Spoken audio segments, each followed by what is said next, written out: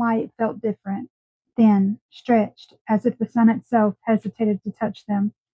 Christian stood beside her on the platform, his hands tucked in his coat pockets, eyes fixed somewhere she couldn't reach.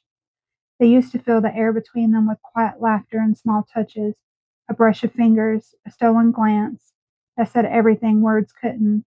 But today, silence pressed between them like glass. He was there, but his energy had already started to drift.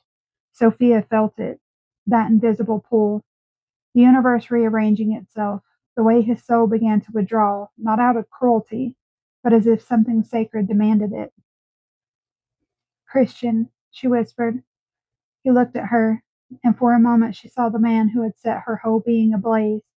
His eyes still burned, but the fire had moved deeper, behind walls she couldn't pass. I'm here, he said softly, but even his voice sounded far away. The train's rumble filled the station. People gathered, shifting and murmuring, unaware that a universe was collapsing in the space between two hearts. When the doors opened, she turned to him, ready for their ritual, the step they always took together, but he didn't move. Something inside of her froze. Are you coming? His gaze dropped, a faint smile, sad, almost reverent. Not this time. The words landed like sparks on dry earth. He didn't explain, and she didn't ask. The knowing already lived inside her chest, aching and ancient. As the doors closed, their eyes met one last time through the window. No words, only the unspoken, the pull of two souls that had once touched eternity.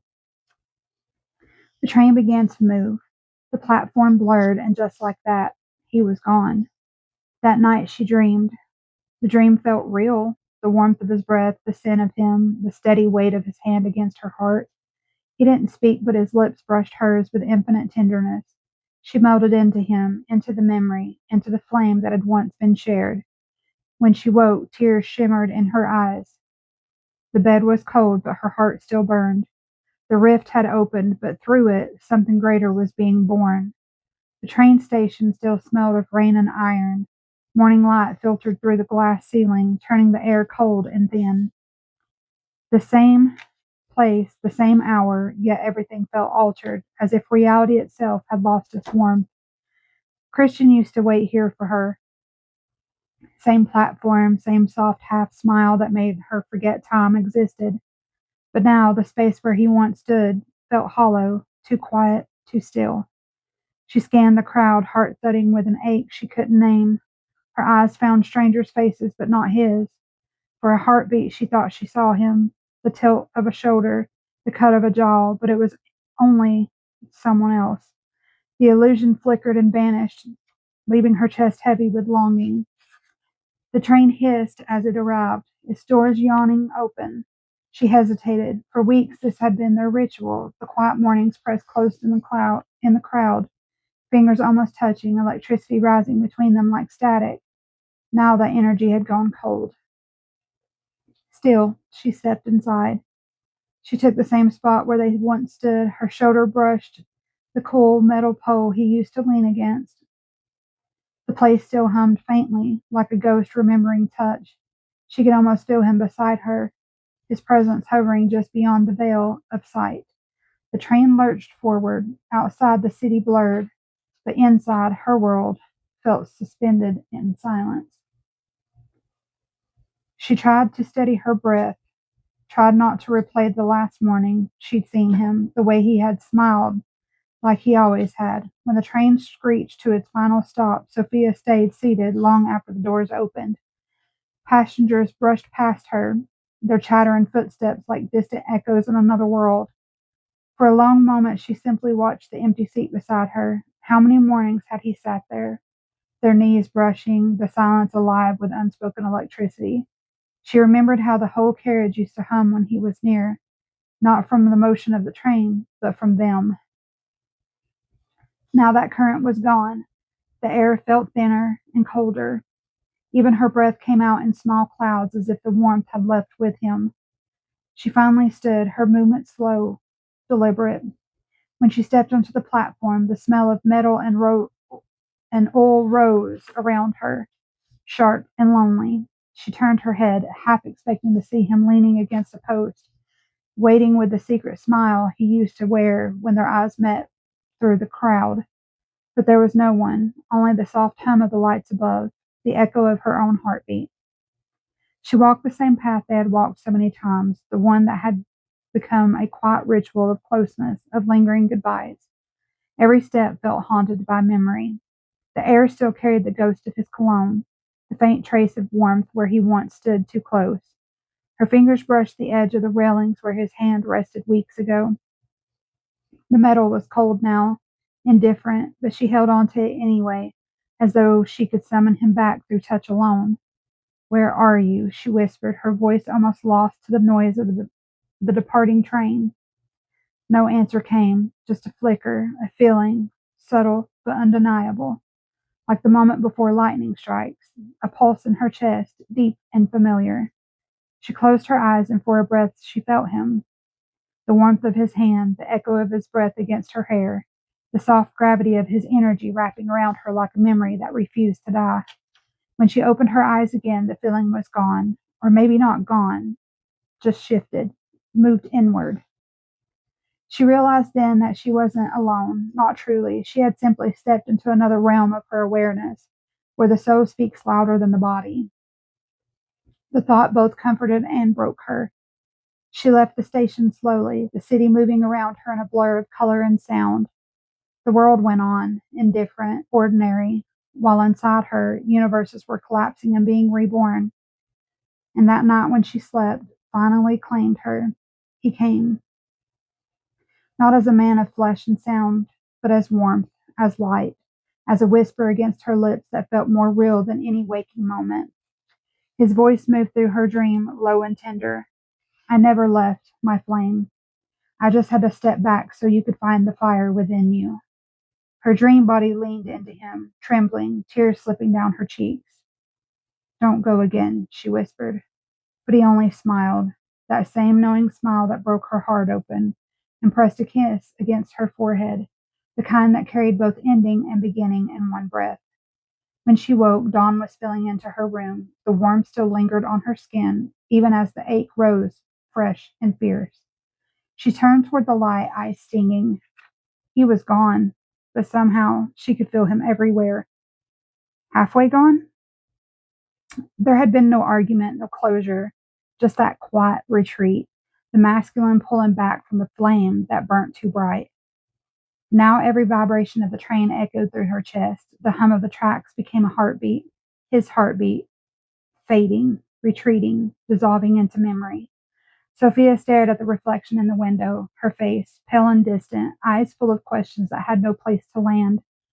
Behind her reflection, the glass shimmered faintly, and for a breath she could have sworn she saw him there, the soft outline of his form, his gaze warm and sorrowful. She blinked, and he was gone. The air pressed heavy around her. Even the chatter of passengers felt muffled, as though the world had stepped back to make space for her grief. She pressed a hand to her chest. The warmth there pulsed faintly. Not pain, not comfort, something in between. A reminder, he wasn't here, but somehow he still was. As the train slipped into the dark of the tunnel, the windows turned to mirrors, and she met her own gaze, raw, trembling, and awake. Something inside her whispered, "This is where it begins." Days began to blur. Morning, train, work, sleep. The rhythm of ordinary life returned, but nothing about it felt alive anymore. The coffee she once loved, dark, rich, full of warmth, now tasted like watered-down ash. Each sip brought no comfort, only a faint bitterness that reminded her of him. She still ordered it the same way, still held the cup between her palms as if it might ground her, but the flavor was gone, like the world had lost its pulse. The city went on around her. People laughed in cafes, taxis honked, advertisements flashed. She watched it all unfold as if through glass, detached, present, but not. At work, she smiled when spoken to, answered questions, typed words that meant nothing. But somewhere behind her eyes she was elsewhere, back on the train platform, hearing that faint echo of his voice, feeling the phantom warmth of his shoulder brushing hers. Sometimes she'd catch herself turning, expecting to see him in the reflection of a shop window, in the crowd crossing the street. Always it was someone else. Always her chest would ache in that same hollow way. Meals lost their meaning too. She'd cook out of habit the same recipes she'd once shared with him over text, laughing as he teased her for burning the toast, but now the taste was gone. The scent didn't comfort her. Even the colors of the food looked muted, as if the whole world had painted in shades of gray. Nights were the hardest. Her body would lie still beneath the sheets, but her mind drifted endlessly, searching for him in the folds of sleep. Sometimes she'd feel him so close that her skin tingled with invisible heat. Other nights only emptiness came. Yet even in the emptiness there was a strange awareness growing, a hum, a presence behind the silence. It was as if her soul refused to forget, refused to close the door. One evening while washing her hands she caught her reflection in the mirror. Her own eyes looked back at her, soft and searching. There was something new there, a faint light beneath the sadness, a knowing, as though some part of her had begun to awaken to a truth she couldn't yet name. Still, she whispered into the quiet, "Where are you, Christian?" The question hung in the air unanswered, but the silence no longer felt empty, it felt alive. Morning came as it always did, gray lit, spilling through the curtains, the low hum of the city waking. Sophia moved through the motions as though time had slowed to half its speed. She dressed, made her coffee, watched the steam curl upward like a memory trying to take shape. The taste was still hollow, but she drank it anyway. Habit had become her anchor. On the train, the seat beside her remained empty. Sometimes a stranger would fill it, but even then, she felt space there, a silence that hummed with his name. The world looked the same, yet she sensed its edges had changed. Colors dulled, sounds faded. Life moved, but she was somewhere between the worlds. And yet, beneath that numbness, something stirred. It began as a gentle pulse in her chest, a warmth that would rise when she thought of him, not painful but electric. She'd place her hand there without realizing, as though to calm a living thing. At first she thought it was longing, but the more it came, the more she felt it wasn't just about him. It was something larger, something that whispered of light, of connection, of the infinite rhythm that had once flowed through both of them. Each night her dreams deepened. Sometimes she'd feel his presence hovering just beyond her reach, the brush of fingers, a flash of golden light behind her eyes, a voice whispering her name. Other nights she'd wake with tears on her cheeks, her heart racing, as though she had just touched the edge of another world. She began to notice things, small, strange synchronicities that seemed to follow her. A song that once belonged to them playing the moment she thought of him, a stranger's perfume carrying his scent, the clock striking 11:11 again and again, as if time itself were trying to speak. She tried to ignore it, to stay anchored in the tangible, but the universe kept nudging her gentle, insistently, a rhythm too perfect to dismiss as coincidence. And then there were the surges, moments when her heart would suddenly expand, her breath catching as though something vast had moved through her. The feeling would last only a moment, but it left her trembling, alive, and terrified all at once. The nights grew restless. She would lie awake, staring at the ceiling, feeling energy rising through her body like liquid fire. It wasn't desire exactly, it was remembrance, something ancient calling her back to herself.